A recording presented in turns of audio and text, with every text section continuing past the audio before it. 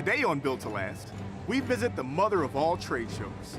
We essentially build the world's largest factory in 2 weeks. And old buildings get a new life. We started looking around and saw this empty building. Do not pass go. Go directly to jail. It's time to watch Built to Last.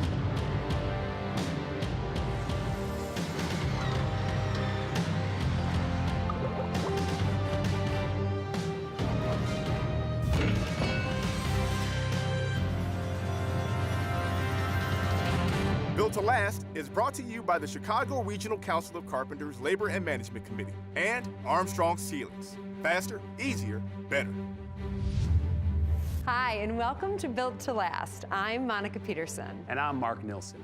Chicago is one of the largest trade show destinations in the world. On this episode of Built to Last, we'll see how a bustling convention center was the catalyst for a neighborhood transformation that includes restaurants, hotels, and a brand new sports arena. And then Chicago's architecture is second to none. We'll visit an abandoned city lockup that's being transformed into a space for children to experience the arts. Chicago has an amazing history of doing big things, all the way back to Daniel Burnham, make no small plans. We had the Columbian Exposition, we had the Century Progress World's Fair, we're the center of commerce and industry in the United States, and it seemed at the time only natural to want to be able to construct a facility that would continue to bring exhibitors and meeting attendees to Chicago. Mindful that the Century of Progress Exposition had attracted 1,500 conventions and 1.5 million visitors over 2 years at the height of the Great Depression, Chicago Tribune publisher Robert R. McCormick unsuccessfully advocated for a lakefront venue for years. Finally, in 1960, Mayor Richard J. Daley opened a 360,000 square foot exhibition center on the lakefront that bore McCormick's name. When I was a kid, I spent a lot of time going to McCormick Place with my dad.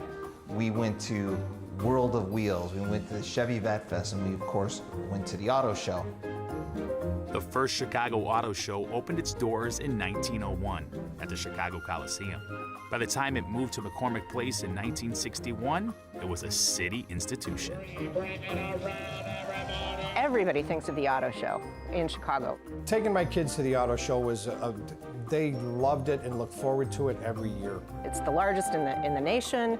It brings over 1 million visitors a year to McCormick Place to look at the best in class in the automotive industry. Particularly my oldest son, there was a race car there, and Dale Earnhardt, and he was enthralled. This year, I was able to bring my daughter and my son, and my son sat in every car he could. But I think a lot of people also associate Chicago with a number of other meetings. The Houseware Show, the Restaurant Show, as well as some of the big manufacturing shows like IMTS. The IMTS show moved to Chicago post-World War II as the manufacturing base of the United States moved more toward the Midwest. That is still the case today. Even though manufacturing has expanded through the United States, it is primarily in a 300-mile radius of Chicago. McCormick Place is the largest convention venue in that area and has been IMTS's hosts since 1972. Chicago is so unique because we are a massive, diverse economy. We have manufacturing, we've got pharmaceutical, we've got healthcare, we've got culinary, we've got all these different kinds of industries that really, at the end of the day, contribute to increased attendance and easier access for exhibitors. We essentially build the world's largest factory in 2 weeks. That cannot be done without an extremely skilled workforce. The way we describe things at McCormick Place is organized chaos. When a show's moving in, you can't even imagine the amount of freight and things that come into the building. The carpenters do the carpet, and we build the structures. Each show is unique. I enjoy them because there's people that come from all over the world. From the welcome, from the first day we moved into the empty floor and trying to get all these machines in that are around me, it certainly takes a lot of effort. And McCormick Place and the unions around us have been excellent in supporting and educating us on how to do that quickly and safely. It is satisfying when you see the finished product from what it started to what it became. It's similar to construction when you're building a building. It's the same thing, but it's just such a short period of time, and then you take everything apart and do it again the next week. Well, the meetings industry not only generates tax revenues, it generates jobs. IMTS employs hundreds of skilled laborers on their move-in, their build-up, the running of the show. Say the numbers of men working on those shows, it can vary from anywhere from 10 to over 1,000. As much business is transacted here on the show floor as it is in the evenings in Chicago's restaurants, in the lobbies, and the bars, and the nightclubs. I used to play for 27 years right here on the south side, a couple of miles away, 87 Kimbark. On a typical Monday, you would see, it wasn't unusual to see more Japanese people than African American. Chicago is a full experience for our visitors, and that's something they look forward to. McCormick Place's footprint has expanded a lot since 1960. The original building was open for a short period of time, and then it burnt down. And then the then Mayor Daley got behind the rebuild, and they rebuilt McCormick Place alongside the lake. We had so much activity going in that original building after it was rebuilt that eventually we had to come across Lakeshore Drive, we had to come across the railroad tracks, and that's now where you have the north and south building, and then from there, they moved across Martin Luther King Drive to build what we call the West Building and the Corporate Center. So the one thing that the MPA has been very good at over the years is really analyzing what we need to have on this campus in order to stay ahead of the competition. And it became very clear that in order to attract new meetings of the future, as well as continue to serve our existing customer base, that we needed to have some different kinds of assets. We were rolling 1,000 tons down a city street. And the guys, you just depend on this one guy with the remote control moving this thing. At Armstrong Ceiling and Wall Solutions, we take great pride in making a positive difference in the lives of people. With the broadest portfolio in the industry and the technical performance to back it up, you can design and install with confidence. Our ceiling construction expertise, training, and pre-engineered ceiling solutions make it easy for you to seamlessly transition from one end of the building to the other. Improve construction efficiencies and keep every job on time, on budget, and on the mark with Armstrong Ceiling and Wall Solutions. Faster, easier, better. Keeping restaurants and hotels up to date with the latest design trends is a constant challenge. Finding qualified contractors isn't at finishingchicago.com.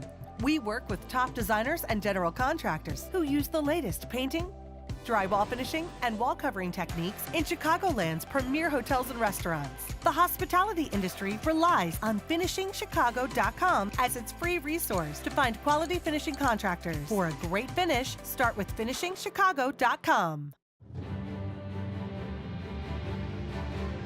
Most of us have moved homes, which means we're moving into a new house. But let's take a look at what happens when it's the house that actually moves. McCormick Place has been around for a long time, and it's been expanding for years, getting bigger and bigger and bigger. And it's really considered one of the largest convention centers in the nation. But interestingly enough, for most of its incarnation, they didn't want to do anything outside the convention center. That we needed to have some different kinds of assets. Number one, we needed another hotel. That was something we heard loud and clear from all the customers who come down here. And we needed a flexible venue that could be used for corporate meetings, could be used for convocations, could be used for concerts. And that led, as well as our partnership with DePaul, to the construction of the Wintrust Arena. Featuring an NCAA basketball court, the new home of the Blue Demons will have 10,000 seats. And is designed to easily accommodate concerts as well as large corporate meetings. While the arena is attached to the convention center, it's equally accessible to the surrounding neighborhood. When you talk about development, especially the expansion of McCormick Place, you know, one of the biggest questions is how do we make sure that the few remaining historic houses survive? We want and we need to be a good neighbor, and that's something that we keep in mind, and it becomes more and more important as there's more development around the campus itself. We have a very important historic residential neighborhood. That is our neighbor to the north, and that's the Prairie Avenue District. Some of the most significant people that helped build Chicago lived right here on Prairie Avenue. People like Marshall Field and George Pullman and John G. Glesner lived here. Philip Armour, the people of the stockyards, the meat packers, you name it. The movers and shakers all set up right here on Prairie Avenue. And many of these industries were dominated from this street. Added to the National Register of Historic Places in 1972, the Prairie Avenue Historical District includes houses on the south 1800 and 1900 blocks of Prairie Avenue. One of the big buzzwords in architecture is sustainability or adaptive reuse. The Reese House was the only remaining structure on Prairie Avenue between 21st and Cermak. It wasn't the most significant home on Prairie Avenue, but it survived. So the house actually could not be demolished. It's on the National Register of Historic Landmarks in Illinois and national level. So the MPAA, in conjunction with the city and Illinois, decided to relocate it. And it was a fascinating process that we as a community embraced and appreciated. This is the largest house that has been moved in the past 15 years. So it's not something that anybody has done, especially in the city of Chicago. So it was definitely a challenge. We probably took about 6 to 8 months pre-planning this project. It was a wood structure, but brick masonry bearing exterior walls. So we put a skeleton or a structure around the house, both vertically and horizontally, kind of holding the structure together. And then we tied that down into the main beams and cross beams. So excavated around the perimeter, you basically put what you call the main beams. They run the entire length of the house from front to back, and then you have cross beams. So cross beams run the width of the house. We picked it up from below the first floor up. We did not take the basement width. We've jacked up those main beams. There was probably 40 jacks on this project, but they all are tied to one machine that they all lift at the same exact time. Basically, they pull those main beams up, all the floor joists, and then the house physically raises up. At that point, we then transferred the main beams onto a set of dollies. Each dolly has 8 wheels, and there was a total of 240 wheels underneath this house. The weight of the house was 780 tons, and then there was another 200 tons of equipment associated, you know, that skeleton and the wheels. So we were rolling 1,000 tons down a city street. And the guys, you just depend on this one guy with the remote control moving this thing. We moved it 2 blocks the first day. That took about 5 hours. We then parked the house in the middle of Prairie Avenue overnight, and then the next day, on day 2 of the move path, we physically backed the house in and we describe it as parallel parking it between 2 adjacent houses. Carpenters were there on a daily basis, helping with the move itself, preparing the move path, bringing the house into its final location. Once it was in its final position, the operator who was actually moving the house sounded a horn, and the entire crowd cheered. The Reese House weighs 762 tons, the same as 1,270 elephants, rolling down the street. Well, McCormick Square is named for the convention center. There's plenty more to do in this exciting new neighborhood. Let's check it out. Halfway to completion, there's a celebration at McCormick Square. Wintrust Financial Corporation has secured the naming rights to the new arena. So we're a year away from completion, and with construction moving on time and on budget, we have to thank all who have contributed to developing this facility. It's important to keep in mind that the arena would not have been possible without a partnership with DePaul University that was looking to bring back a new home for men's and women's basketball. We're so fortunate that they provided half the capital cost for building the arena, yet they're still a tenant. And it allowed us to have this great new state-of-the-art facility that not only accommodates sports, it's going to accommodate concerts. And last and certainly not least, all the men and women who come out here every day to make this project happen. A big thank you to everybody. It's incredibly important to have a well-trained labor force. And you can say it in 4 words: on time, on budget. And the quality of the construction is fantastic. You see now this major expansion.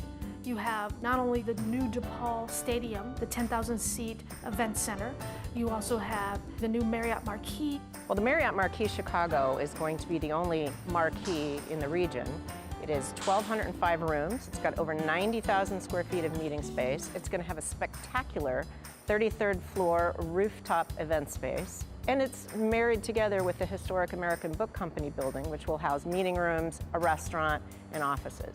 As a result of the expansion on the campus, we've created over 1,000 construction jobs. You have 2 more hotels announced that are on Cermak Road. So clearly there is a major emphasis now on growing not only places for people to stay around the convention center, but Motor Row.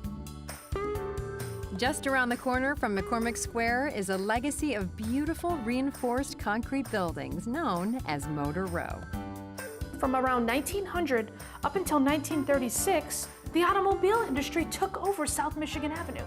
From single-level showrooms all the way up to grand 4-story showrooms. There were something like, I want to say 115 different automobile makers showcasing their automobiles on South Michigan Avenue.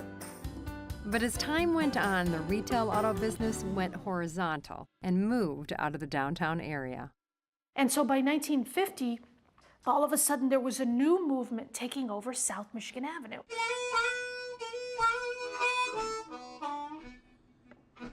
And it was the birth of the electric blues. Chicago blues was created by the guys that used to play Delta blues. So they brought their blues from a lot of time, mostly rural Mississippi, and the sound changed with the advent of the Fender bass, the Fender amps, and it became electrified, and it echoed the sounds of Chicago. Probably one of the most famous recording companies was Chess Records. And the Chess brothers opened up the Chess Records around 1950 in one of the old automobile showrooms. Chess Records was the #1, probably the most successful, and had the longest success. I think the Stones even cut a few sides on Chess Records. So before Motown, there was Record Row. But unfortunately, Record Row kind of ended by the early 1970s. I looked at the Billboard charts, and you look at in the 1950s where Muddy Waters, Little Walter, Sonny Boy Williams, and Jimmy Reed, they were at the top of the charts. And then when you get to the 60s, you start seeing the blues start disappearing from the playlist. Then the kind of area went through kind of an industrial period from 1960s and 70s into the 80s. And by the early 90s, all of a sudden, we started to see the beginnings of a new residential development. We keep seeing new assets in the neighborhood pop up as they recognize that more and more people are coming not only to visit, but to live down here. New restaurants have come. The idea of a McCormick Square that furnishes a resurgence of the golden age of clubs and restaurants is a wonderful idea. The Motor Row Entertainment District directly to our west is nothing but scaffolding and work being done right now in anticipation of new restaurants and entertainment venues coming to the neighborhood to really complement the campus. They're changing that neighborhood, and it will be more of a destination for people to come and not just experience the show, but experience Chicago. We just completed an updated economic impact study, and McCormick Place and McCormick Square campus, including the hotels and the upcoming event centers, are responsible for about 15,000 permanent jobs in the economy and $1.8 billion in economic impact. That's a tremendous amount of taxes that goes back to both the local economy and the state of Illinois specifically. To have this economic engine in the middle of all this regional and local residential growth is going to mean better retail, better commercial, more office jobs, more new construction. It has a multiplier effect on everything that happens in the area. And I, for one, am very happy to be a resident of the South Loop. There were desks, there were chairs, there were wanted posters on the walls. It was, it was like they just got up and walked away. Stubila, for over 125 years, has led the industry in measuring and leveling. Still manufactured in Germany since 1865, tradesmen rely on Stubila every day for its precision and durability. We continue to revolutionize the way we build with our lasers, levels, and laser distance measuring tools on commercial and residential job sites around the world. Stubila, how true pros measure. Meet the new family of Blaze laser measures from Bosch. Go ahead, turn it on and start measuring. It's that simple. The Blaze family offers a wide range of functions to tackle any measuring job. Extend your reach with accuracy up to a 1/16 of an inch. With Bluetooth-enabled devices, easily transfer measurements to your smartphone or tablet with free Bosch apps. Reach farther, work faster, and stay accurate with the Bosch Blaze family of laser measures. Measure on.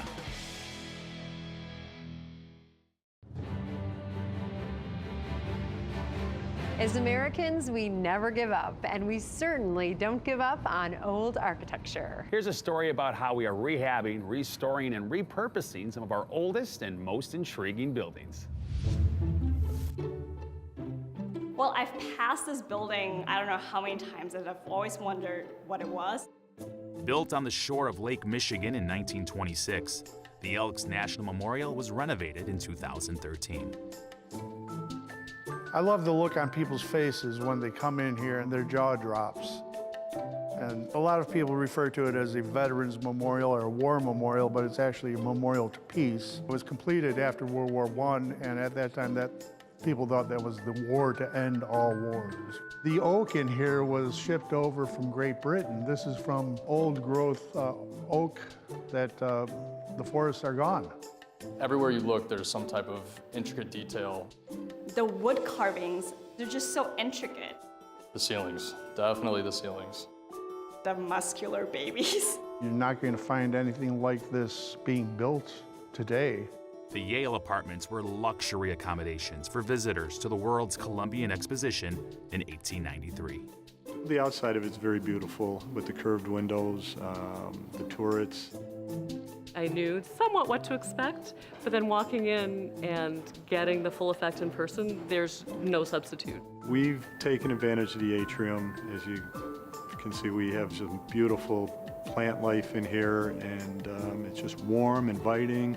We, converted to 69 one-bedroom units for seniors, 55 and older. It is affordable housing, and this is kind of a special place. It's historically significant, and the fact that it's not on the north side, but that it's located in Englewood gave me a chance to see a part of the city that I don't normally get to see. The Colvin House has sat on North Sheridan Road since the turn of the century. I've passed by this building for years. I've always admired it and daydreamed about living there. I first saw this online, and then I came and looked at the house and absolutely fell in love with it in person. It's a 1909 building. George Mayer was the architect. And then in the 1920s and 30s, the owners of the residence added a whole lot of layers to the interior. Even a quirky bathroom. That bathroom was spectacular. The color of the tiles and even the little detail with the little floral tiles around the inside and the outside of the shower area and the archway on the tub, the length of the tub, just being able to get inside, that was so exciting. I'm sad to say that it's in such disrepair. We'll be using it to be a shared workspace, meeting place, and small event space. So it'll be something that the community can use. And that commitment to restoring and repurposing buildings for community use is on theatrical display across Chicago in the West Loop. For 11 years, we have been moving from space to space. So we have performed in about 10 different venues, and we needed a home. In December 2013, the city of Chicago closed the 12th District Police Station. When most people saw this police station abandoned at first, they really didn't see the potential. We started looking around and saw this empty building. And we just couldn't believe that it was just sitting here. There are a lot of children in this neighborhood that could benefit from this type of facility. So having kids of my own that never had a chance to be at a place like this, it really makes it more appreciated. Kind of a unique thing that we're taking something where at the lowest of society was held and kept, and now we're going to be bringing the kids and teaching them something. When I first walked into this job, I walked in through the front doors and there were desks, there were chairs, there were wanted posters on the walls. It was, it was like they just got up and walked away. The cell block itself stayed about 10 foot off of each wall and about 6 foot from the ceiling. So it was a complete steel cage right out in the middle of the floor, so you could look down each aisle over the top of it and make sure nobody was breaking out. Each cell had 2 benches, had a sink in a corner and a toilet. It's an old building, and they tried to keep a lot of the historical features left in it, such as stair rails, different walls, things in that nature. The front stairway, it's the old blue Chicago police blue tile. You got 2 studs and a zip it. There are different applications where you have to be very careful with the old existing structure not to damage that, to preserve those sort of things. As with any theater, the sound criteria is critical. So now you're changing a jail cell into a performance space, which making sure that the acoustics and the sound and lighting criteria are now theatrical lighting. On the upstairs, there are classrooms and workshops. In the northeast classroom, they're going to have a trapeze. If you look up in the ceiling, you'll see steel anchor points in the ceilings. You know, the arts for kids, funding has been postponed and eliminated, so this project here is kind of exciting. Today, I thank you all so much for joining me at what was once the 12th District Police Station, and now is forever our first permanent home. This organization has came to the community. They embraced the community. They offered so much to so many of the schools. Kids can come here and watch shows and be inspired, and they can like do acting and stuff like that. You can make something and put it out there, and people can see it. I think it was really good for the neighborhood to have a community theater, a not-for-profit organization in the ward here, rather than another building high-rise. Taking old buildings and reusing them is, you know, something I've been part of for years. It's that whole idea of recycle and reuse. I think especially theater is all about transformation. It's nice to have new construction, but it's just glass and steel and it has no character. So I love the character of old buildings. You get a chance to feel what it was like back in the 20s or 30s or 40s. Look around you. I mean, if this were left to rot, what a loss it would be. That's all for this episode of Built to Last. And remember, doing it right costs less than doing it over. We'll see you next time. Thanks for watching. Any idea why they have a dinosaur in here? There's a dinosaur? There is.